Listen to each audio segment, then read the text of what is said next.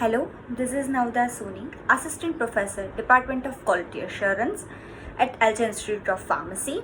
Welcome to the MOOC series, an initiative taken by Elgin Institute of Pharmacy. In this session, we will discuss on introduction of chromatography. The term chromatography is the method in which components of the mixture are separated out. It is the Greek word means chromatos, which means color, and graphos, that means writing. The chromatography word was first given by the Russian botanist West in 1903.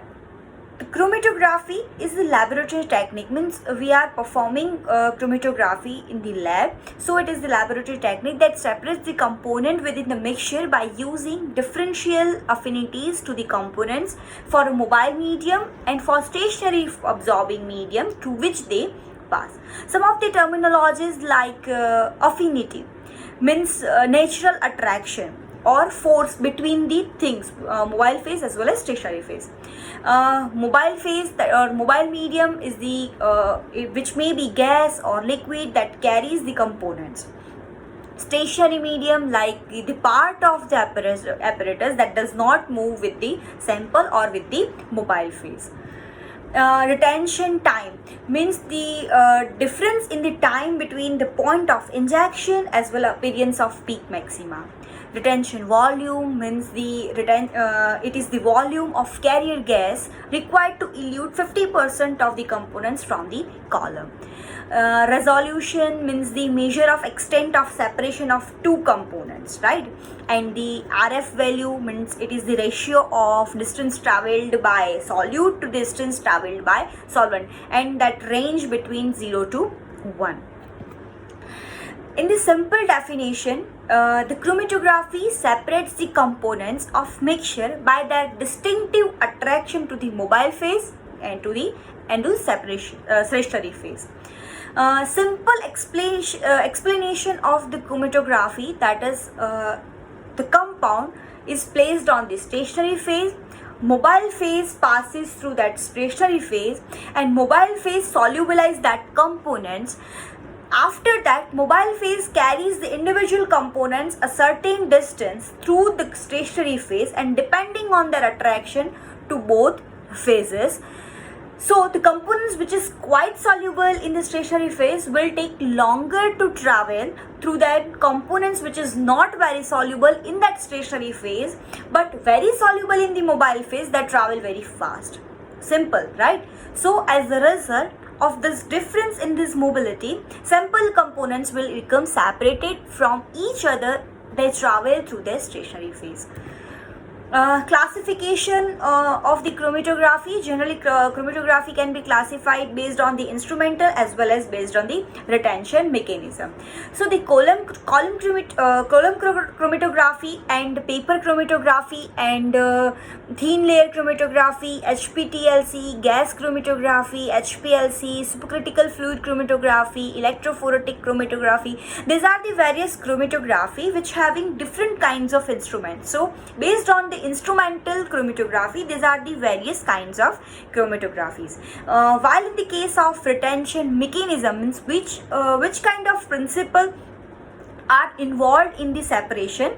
So like adsorption or partition. So adsorption chromatography, partition chromatography, ion exchange chromatography, size exclusion chromatography means which kind of mechanism involved in the separation. Based on that, these are the four types of chromatography. Mainly two principle, one that is adsorption and another one that is partition, right? So in the case of adsorption chromatography, the mixture of compounds dissolve in the mobile phase move through the column of stationary phase or maybe adsorbent, right? So when they travel according to the relative affinity towards the stationary phase. So the compound which has more affinity towards the stationary phase travels slower, which means it stick to or it adsorb on the surface of surface of stationary phase, right? So it's travel, they travel slower, while in the case of the compounds which has lesser affinity towards the stationary phase, they move faster or they travel faster, so they are separated out based on this mechanism. While in the case of partition, so when the two immiscible liquids are present, a mixture of solute will distribute according to that partition coefficient. As we know that what is partition coefficient, right? So when mixture of compounds are dissolved in that mobile phase and pass through a liquid stationary phase, the components which are more soluble in stationary phase travel slower, while in the case of more soluble in mobile phase, which travels faster. Simple. As we know that the solubility in the mobile phase is higher, so they can travel faster. Thus the components are separated because of the difference in their partition coefficient. Cellulose powders and wet silica gels are examples of support in the partition chromatography that carry film of water act as a stationary phase. Mainly two theories of chromatography, one that is plate theory and another that is rate theory. In the case of plate theory, this theory was given by Martin, and entire system divided into small fragments. In this theory, the entire system of chromatography divided into these small fragments. Each small distance is defined as a plate efficiency of the system is directly proportional to the number of plates.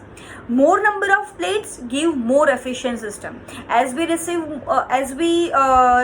more number of plates, that means higher efficiency, right? So the system is highly efficient, and the pack columns are expressed in the terms of height equivalent to theoretical plate, that is HETP. So the HETP is the distance which is equal to the plate. While in the case of HETP, it is a distance or length of height in the chromatographic system within which they perfect equilibrium of the solute concentration between the stationary phase as well as mobile phase. So as HETP increases, separation efficiency decreases. So the equation is given by that scientist is H is equals to L by N, where H is the height equivalent to theoretical plate, L that is total length of system, and N that is number of theoretical plates. So HETP is equals to L by 16 W upon T square, where T is the retention time and W that is peak width, means width of that T.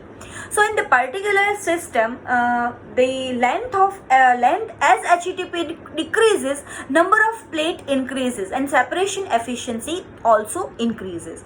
So rate theory, it is also known as Demeter equation or 1D meter equation, and the zone broadening factor also.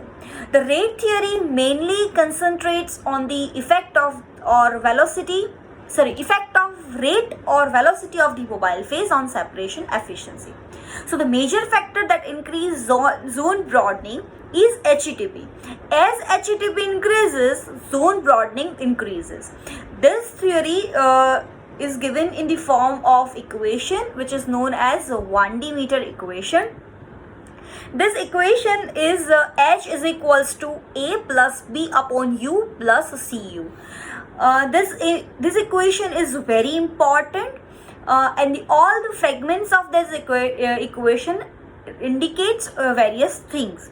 Like U is the velocity of mobile phase, means which velocity the mobile phase travels, right? So A is the eddy diffusion factor, B that is longitudinal diffusion factor, and C that is mass transfer. This all A, B, C will elaborated in the next slide.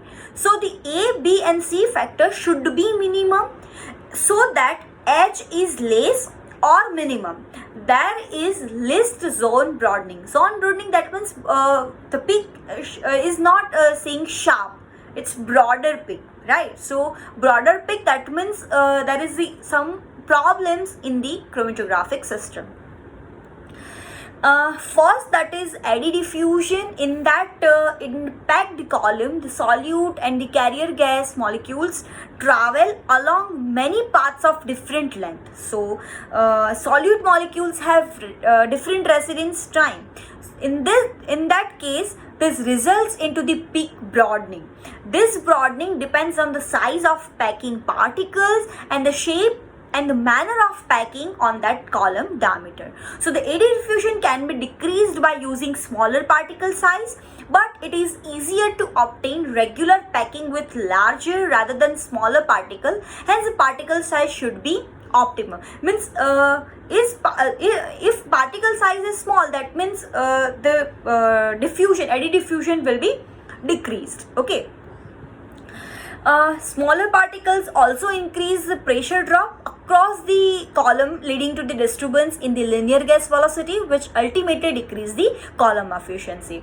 So the eddy diffusion can be minimized by using smaller particles of uniform size and smaller diameter columns. Longitudinal diffusion means the molecules from solution of high concentration tends to move to low concentration by diffusion, and this phenomena of broadening by diffusion during the travel of bond solute on the column. So the diffusion by concentration gradient occurs on both upper and lower side of the bond. It is proportional to the solute diffusivity in the carrier gas. So the high solute diffusivity leads to band broadening with consequent loss of efficiency, right? So high solute diffusivity which will leads to the band broadening. So the solute diffusion in the liquid phase is extremely small than gas and may be reduced by increasing the density of carrier gas itself, and this can be done by increasing the pressure or molecular weight of the gas also. Last, that is mass transfer. In that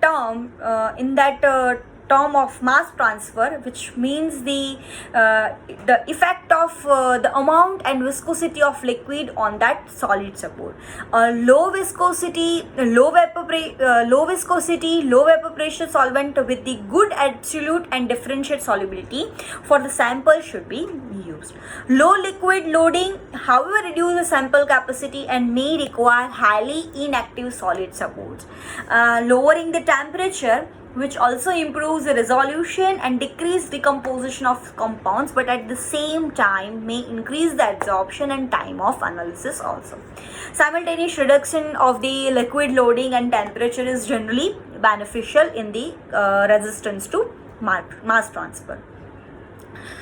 These are the references of the chromatographic topic, which will give a proper understanding of the concept of chromatography itself.